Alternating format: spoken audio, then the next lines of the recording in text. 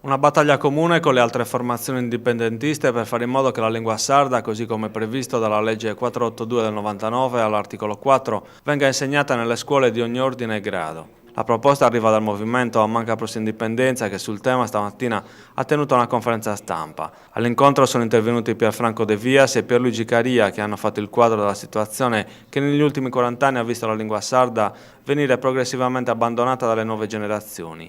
Il rischio è che finisca per diventare una lingua morta alla stregua del latino.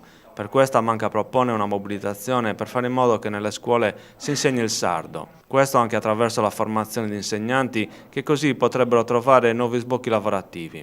Quest'anno per la prima volta, su invito dell'assessorato regionale alla cultura, l'ufficio regionale scolastico ha emanato una circolare che impone di inserire nel modulo di iscrizione l'opzione per chiedere l'insegnamento del sardo, un'opportunità che Manca chiede ai genitori di sfruttare anche perché, come dimostrano studi universitari, i bambini bilingui hanno una marcia in più. Dal 1999 esiste nello Stato italiano la legge 482 che riconosce, fra le altre cose, per tutti quanti i genitori sardi la possibilità di scegliere l'insegnamento del sardo per i loro figli.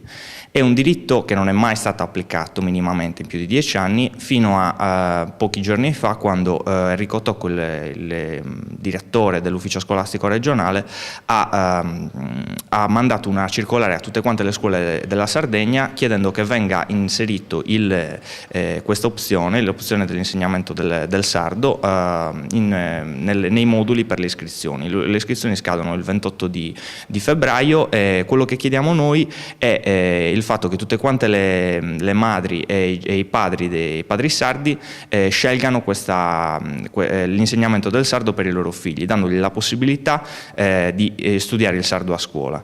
E quello che chiediamo è anche a tutti quanti i movimenti indipendentisti, agli studenti di tutta quanta la Sardegna, di fare una campagna per dare la possibilità a tutti quanti i genitori sardi di venire a conoscenza di questo loro diritto.